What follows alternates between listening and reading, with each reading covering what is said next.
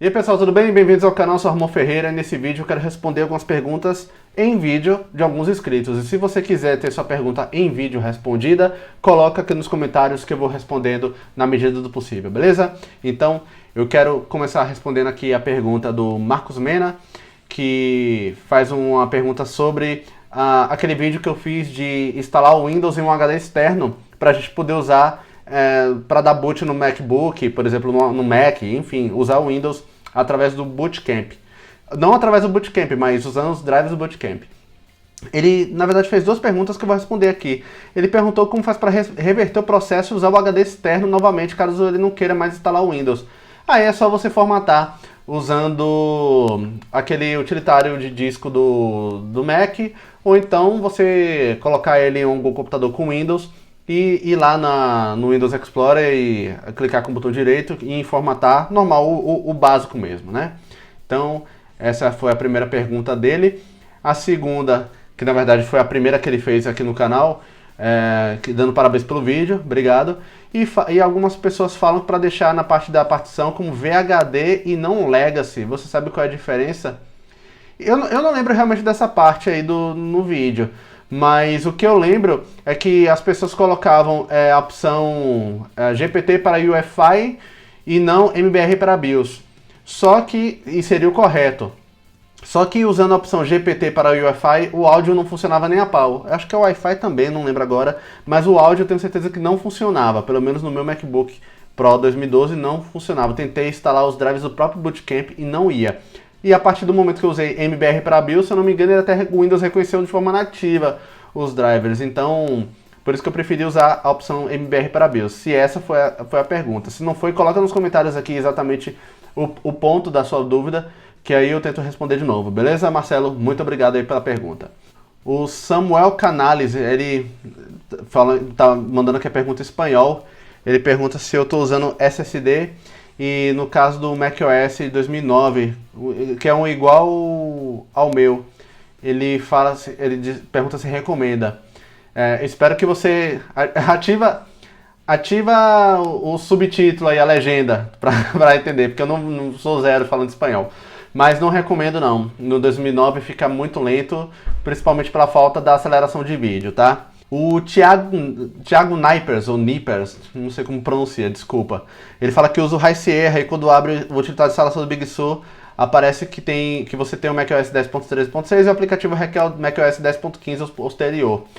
Não tem o que fazer, cara, você tem que primeiro ir para o Catalina, tá? Eu não sei se você está se referindo ao abrir o instalador oficial do macOS Big Sur, caso você tenha um Mac que funcione oficialmente, ou você...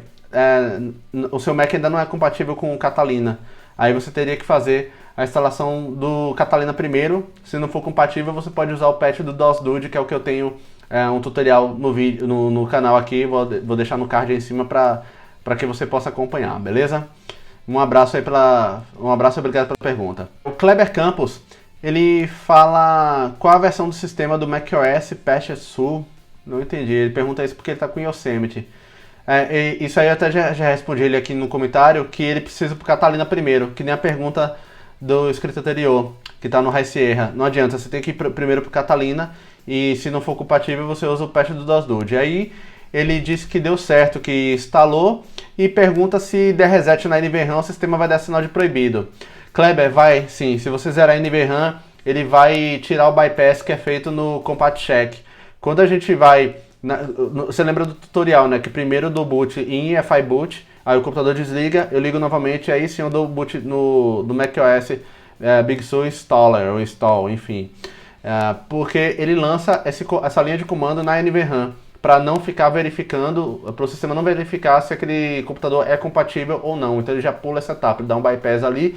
E se você zerar a NVRAM, para quem não sabe, zerar a NVRAM é você ligar o computador e segurar o Option, Command, o P e o R. Aí você deixa a NVRAM no modo como veio de fábrica. Mas como eu não vejo necessidade de ficar fazendo isso toda hora, não é uma coisa usual assim, ficar toda hora fazendo isso, eu não vejo necessidade de ficar fazendo. Mas é bom você ter o pendrive lá, deixar o pendrive dedicado a isso, porque caso alguém faça isso, ou eventualmente você zere a NVRAM, esqueça e faça isso, você vai poder voltar ao sistema. Então vai ser só você espetar o pendrive na USB e EFI boot, o computador vai desligar, você liga e o computador vai iniciar normalmente. Beleza, Kleber? Um abraço e obrigado aí pela sua audiência. O Cassiomari Alencar, ele fala que tem um MacBook Air 2011 e que no momento da instalação, acho que do Patch-Su, né, para aplicar o Patch-Cast, ele fica pedindo para colocar o pendrive. Ele coloca o pendrive, mas fica apresentando uma mensagem para conectar o USB e tentar novamente. Já tentou várias vezes. Comigo isso acontece também. Eu acho que esse é um dos poucos problemas que acontecem comigo. E existe, embaixo do botão continue, tem escrito, é meio pequeno o botão, mas tem um botão chamado Force Skip, que é para forçar ele pular essa etapa. E aí ele instala na tora mesmo a cache, e aí, pelo menos comigo, funciona. Aí tenta aí, meu caro, e dá o feedback, beleza? Um abraço aí. Lucas Aguiar, ele deixa um relato aqui interessante. Ele fala, parabéns pelo vídeo, obrigado. E fez uma pergunta, se a internet via cabo funciona normalmente. Funciona, mesmo que você não instale a Wi-Fi e a Wi-Fi seja desabilitada, mas a interface Ethernet, né, que é a RJ45, funciona. E depois ele até constata isso aqui no comentário, e ele diz que não precisou instalar ir no Patch-Cast para funcionar o Wi-Fi, que funcionou normalmente após a instalação. E pergunta se é possível instalar o Big Sur sem formatar o HD. Sim, se você já estiver no Catalina, você pode fazer isso. Aliás, é uma premissa da praticidade do Mac, você não precisar formatar, fazer a instalação limpa. Você pode instalar por cima que você não vai ter prejuízo de fragmento e tal, como acontece ou acontecia no Windows alguns anos atrás, tá? Agora sim, o detalhe. A Wi-Fi dele funcionou nativamente sem precisar aplicar o Patch-Cast, porque o iMac dele é um late 2013 e provavelmente a placa AirPort desse iMac dele é a mesma de um iMac 2014, por exemplo, que, se eu não me engano, é suportado oficialmente o Big Sur. Então, aí ele não precisa aplicar as caches. Ele está perguntando se tem alguma outra coisa que pode ficar bugado e quer saber se é bom instalar esse patch mesmo que o Wi-Fi esteja funcionando normal. Se está tudo funcionando normal, aceleração de vídeo, áudio, Wi-Fi, Bluetooth, AirPort, AirDrop, AirPlay, enfim, tudo funcionando belezinha, eu já não mexeria mais nisso. Agora sim, se estiver notando algum tipo de travamento, alguma aceleração de hardware que não está legal, aí você poderia instalar. Até porque o Patch-Su, se não me engano, ele é automatizado no ponto de vista de quais drivers, que a gente chama no Mac de caches, ele deveria instalar. Então, as caches que ele aplica no MacBook 2012, por exemplo, são diferentes das caches que ele aplica nos 2011 e nos 2013, por exemplo, ou nos iMacs. Então, eu faria se tivesse tendo algum problema, senão eu deixaria quieto. Beleza, Lucas? Obrigado aí pelos seus comentários e sua contribuição, tá bom? Valeu! O Rogério Lima, ele pergunta aqui no vídeo do HD externo, do Windows no HD externo, né? Ele pergunta ele fala que ele tem uma licença original, né, e digital do Windows 10, e se ela vai funcionar para ativar o Windows no HD externo. Então, vai funcionar sim, só que se você, uma vez que você ativou, você conectar esse HD para dar boot em outro computador, provavelmente ele vai desativar a licença, porque a licença, o seu serial, enfim, a sua licença do Windows 10, ela é atrelada normalmente a placa-mãe do computador. Hoje em dia, os computadores todos usam Wi-Fi, basicamente, né? Não tem mais BIOS assim como a gente conhecia antes. Então, ele atrela a uma numeração da sua placa-mãe chamada Hardware ID.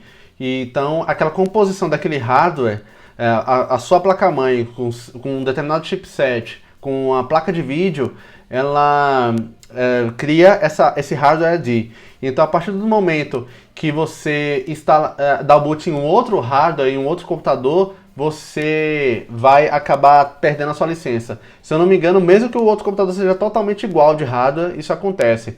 E, às vezes, ele é bem criterioso, essa questão do hardware ID. Porque eu lembro, eu não sei se hoje ainda é assim, mas eu lembro que alguns anos atrás, até se você trocasse a placa de vídeo, muitas vezes você tinha que ativar novamente o Windows por conta dessa mudança, porque ele pensava que você estava dando boot em um outro computador. Então, eu recomendo que você tenha cuidado aí se você for dar o boot do HD externo em outro computador. Beleza, Rogério? Obrigado aí pelo comentário. Então, encerrando com o comentário do Rogério aí, eu vou me despedindo de vocês. Se você quiser ter sua dúvida respondida, coloca nos comentários aí que a gente responde numa boa, beleza? Um abraço, até o próximo vídeo e não deixa de se inscrever no canal. Valeu!